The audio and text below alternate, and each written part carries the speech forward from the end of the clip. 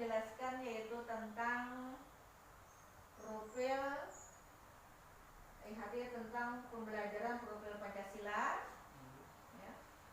Nah, di sini menurut dasar-dasar pendidikan menurut Ki Hajar Dewantara itu ada beberapa yang perlu diperhatikan dalam pembelajaran.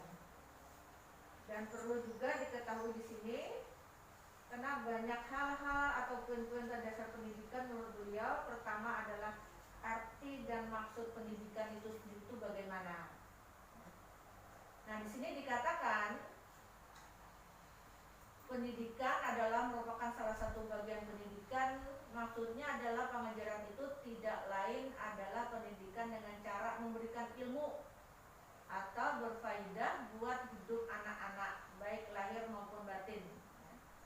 Nah, menurut beliau pengertian umum berdasarkan apa yang kita saksikan dalam beragam jenis pendidikan juga bisa diartikan sebagai tuntutan hidup tumbuh anak, dalam artian menuntut segala kudrat yang ada pada anak-anak agar mereka dapat mencapai keselamatan dan kebahagiaan yang setinggi-tingginya baik sebagai manusia maupun sebagai anggota masyarakat. Nah, dalam hal itu dasar-dasar yang harus kita perhatikan pertama adalah maksud pendidikan itu apa dalam Ki Hajar Dewantara itu maksudnya adalah membahagiakan anak-anak setinggi-tingginya baik manusia itu maupun sebagai anggota masyarakat. Yang kedua, karena pendidikan adalah salah satu tuntutan hidup manusia. Jadi manusia itu punya tuntutan hidup yang perlu dikembangkan. Yang ketiga, perlukah tuntutan hidup? Ya perlu, namanya manusia perlu tuntutan hidup yang bagaimana, yang beretika, yang berwibawa, yang punya pendidikan, yang punya etika tadi berwibawa ya, punya ilmu atau keterampilan. Terusnya ada dasar-dasar jiwa anak dan kekuasaan pendidikan. Selain itu juga kita harus mengetahui dasarnya jiwa anak tuh yang bagaimana supaya bisa menyesuaikan dengan pendidikan, termasuk bakat dan minat ya. Kira-kira jiwa anak itu kan diarahkan ke keterampilan kah atau yang bagaimana. Yang seterusnya tabiat yang dapat dan tidak dapat berubah, dalam artian itu mendidik anak sesuai dengan perilaku. Pendidikan yang sebaiknya tuh yang bagaimana, yang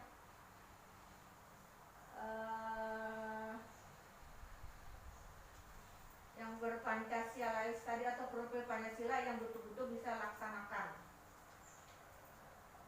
Seterusnya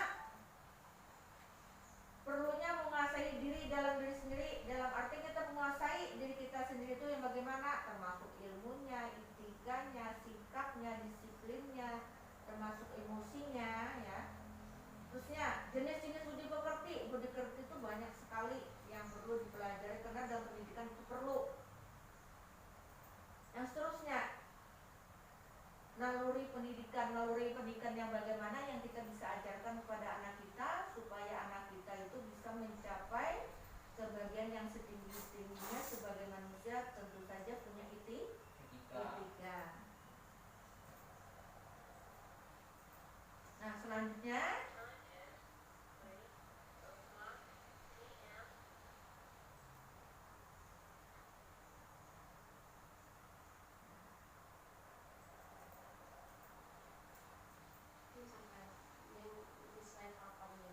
delapan aja lah.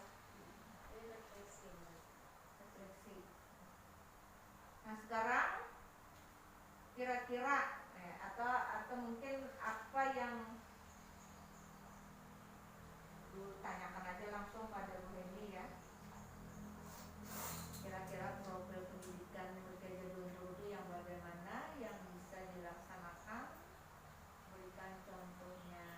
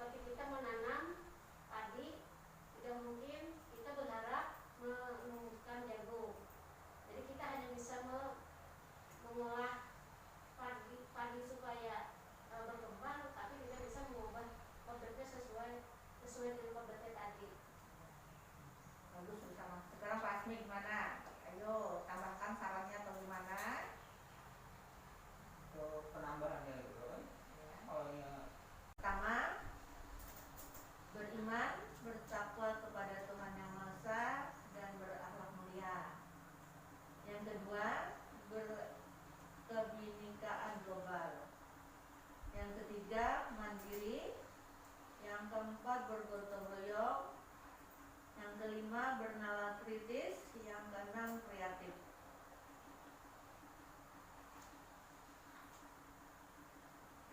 Beriman, bertakwa kepada Tuhan Yang Maha Esa, dan berakhlak mulia. Pelajar Indonesia yang berakhlak mulia adalah pelajar yang berakhlak dalam hubungannya dengan Tuhan Yang Maha Esa. Pelajar Pancasila memahami ajaran agama dan kepercayaan serta menerapkan pemahaman tersebut dalam kehidupan sehari-hari. Yang kedua, berbhinneka global.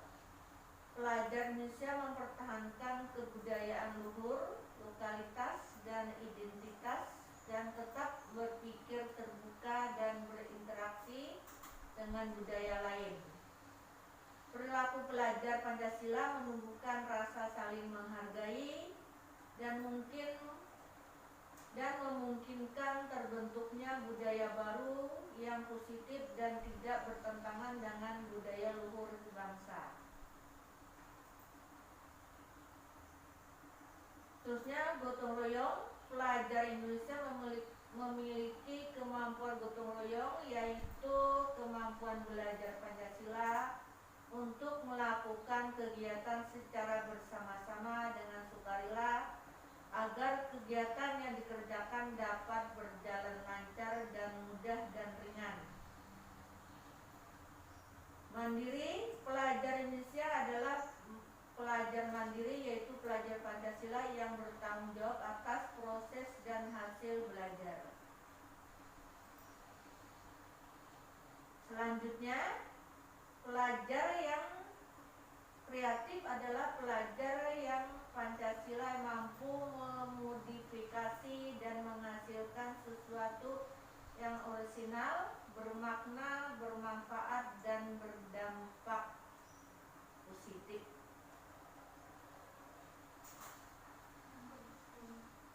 Nah, ini yang bisa saya sampaikan.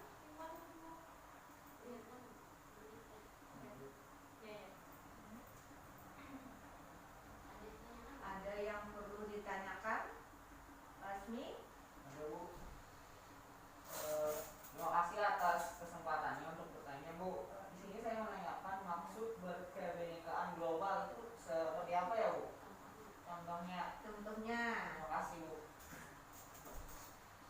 Global adalah yang saling menghormati, ya, sesama, baik itu budaya, suku bangsa, atau agama atau kebudayaan tadi, ya, termasuk berbahasa, ya, ke global.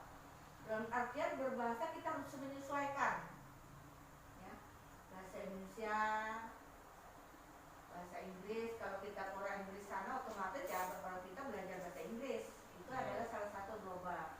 Sebaliknya orang Inggris ke Indonesia harus belajar Indonesia, karena orang Indonesia tidak semuanya paham bahasa Inggris, ya. Itu salah satu contohnya. Terima kasih, Bu. Ya, bisa menambahkan sama? Kita simpulkan bahwa pembelajaran berpedoman pada filosofi Ki Hajar Dewantara yang dituangkan dalam